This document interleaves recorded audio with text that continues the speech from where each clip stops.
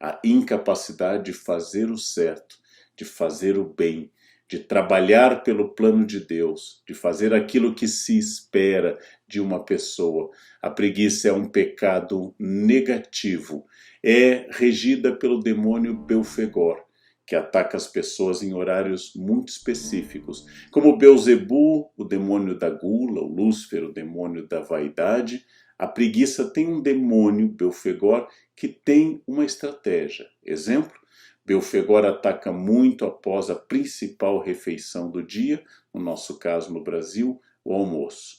Logo após o almoço, no início da tarde, o demônio da preguiça se aproxima de nós e insinua para fazer menos, dormir ou sabotar o trabalho da tarde. Ele se aproveita da fraqueza humana para despertar um desejo de um descanso desnecessário na visão tradicional. A preguiça, a melancolia, a sede, a assídia é muito grave, porque Deus fez o mundo, nele colocou o homem. A falta de entusiasmo com a obra de Deus, a falta de entusiasmo com a minha missão de continuar a obra de Deus pelo meu trabalho. Sim, pois aquilo que eu faço plantando, aquilo que eu faço vendendo, aquilo que eu faço constituindo uma família é uma continuação da obra de Deus. Mesmo que eu não seja gerador, eu sou um continuador da única fonte de alegria e de criação, que é Deus. Ao trabalhar, eu faço parte desta alegria produtiva de estar inserido no mundo e estar colaborando com Deus. Eu recebi esse mundo tal como Adão quando abri os olhos, e minha missão é levar adiante a obra de Deus. Não ser entusiasmado com essa obra, não estar imbuído do chamado espírito do Evangelho, ou seja, a boa nova, não ser uma pessoa totalmente concentrada na beleza de poder trabalhar, na beleza de poder atuar na obra de Deus, é um sinal claro de que eu tenho uma preguiça, e essa preguiça é um pecado grave.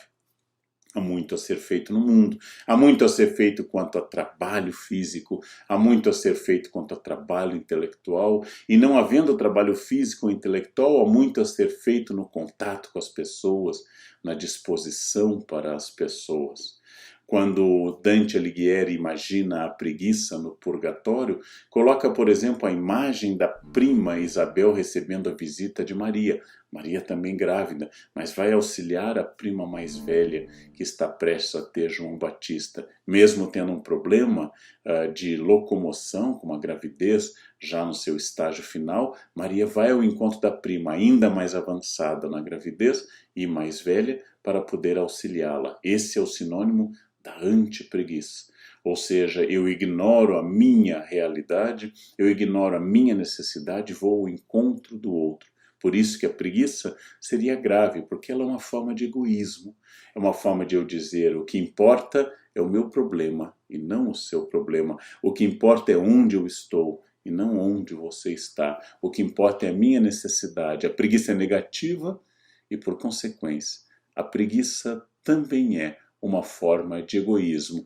Ela nasceu como uma omissão, mas há uma mudança enorme a partir do século XVI.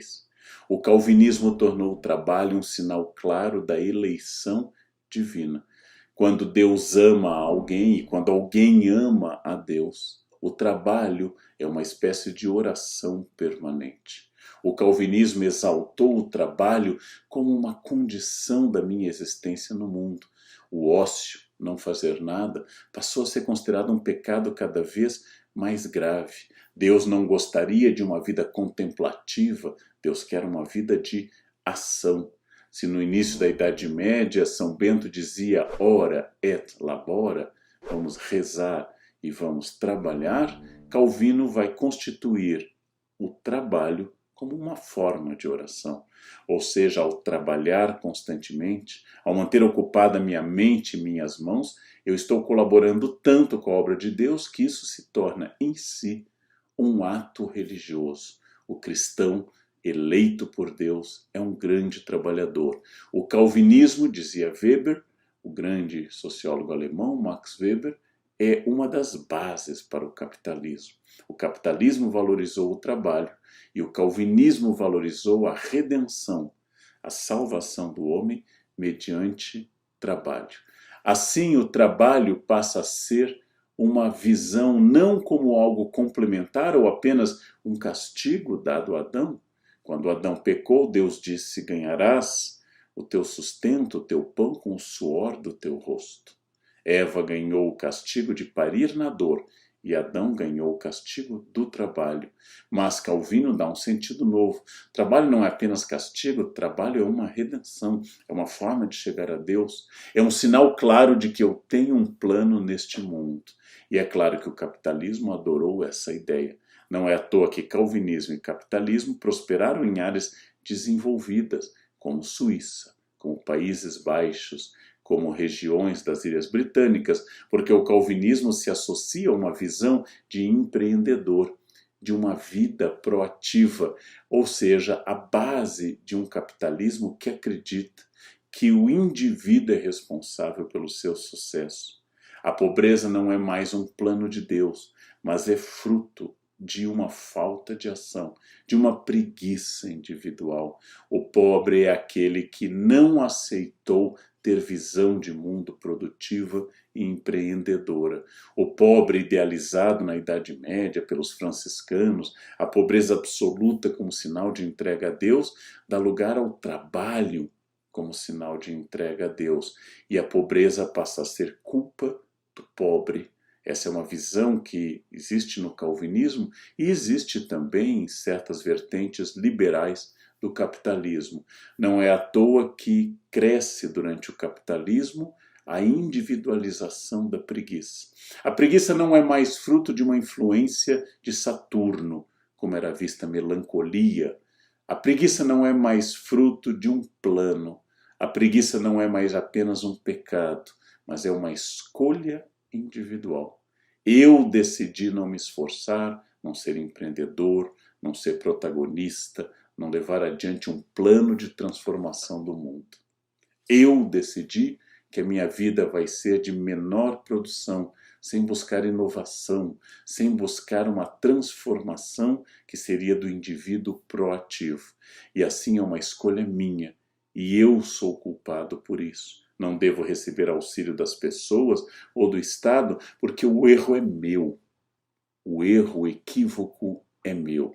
A melancolia, aquela imagem, aquela gravura que Albrecht Dürer fez com uma pessoa entristecida com Saturno, com tudo rebaixado e com tudo puxando para a tristeza, dá lugar a uma espécie de vagabundagem mental. O indivíduo é culpado, não os astros, não Deus, mas o indivíduo é culpado pela preguiça. É ele que não trabalha, ele não busca uma melhoria. No mundo que nós vivemos, a percepção do trabalho foi reforçada porque nesse mundo a individualização é absoluta. Seu casamento é bom, seu emprego é próspero, suas ideias são interessantes, é uma responsabilidade exclusiva sua.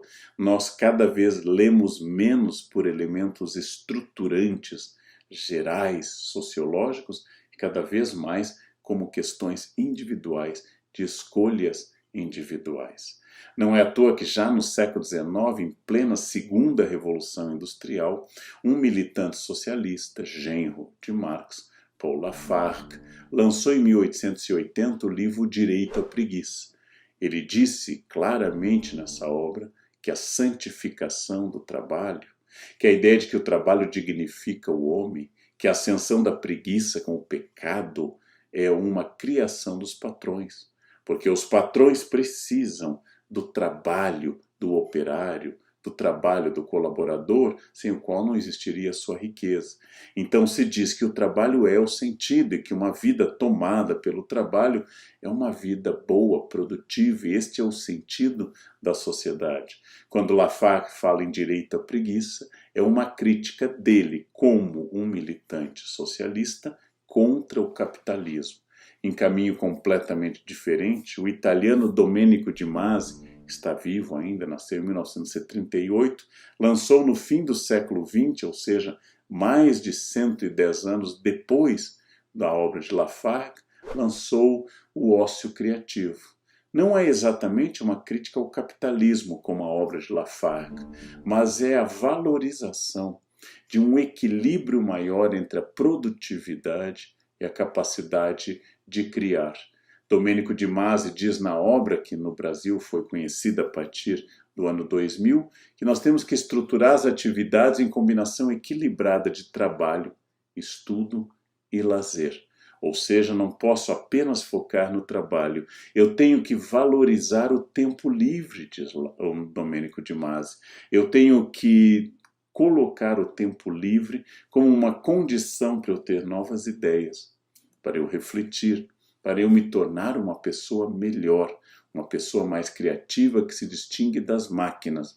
Eu tenho que aperfeiçoar então o processo produtivo para que eu entenda que sim, eu posso dedicar várias horas à produção dura, várias horas a outras atividades, mas eu preciso de um período em que meu cérebro se recupere, não esteja inteiramente focado no trabalho para poder dar saltos e respostas criativas. Sem isso, o trabalho se torna apenas uma aceleração infindável de produtividade e de metas em que a gente perde o sentido e perde o propósito.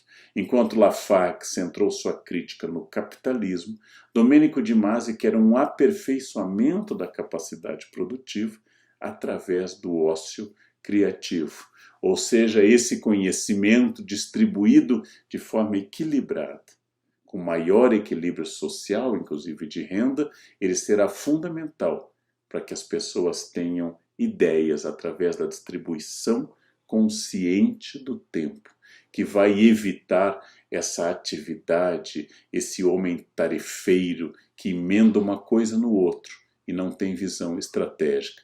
Valorizam-se necessidades reais de educação e valorizam-se, acima de tudo, a capacidade de um indivíduo crescer e a capacidade de um indivíduo pensar. Então, essa defesa do ócio de Domênico de Masi, que deu origem a muitas outras obras, ela é fundamental em um mundo que foi uberizado. O termo uberização se refere à precarização, ou seja, o trabalho foi precarizado. Sob a aparência da modernidade, vai desaparecendo o emprego mais estável e vai surgindo o trabalho, a ideia de job e não de um emprego, a ideia de ideias que surgem nas pessoas, que produzem uma tarefa específica e depois ganham por isso sem nenhuma ligação permanente.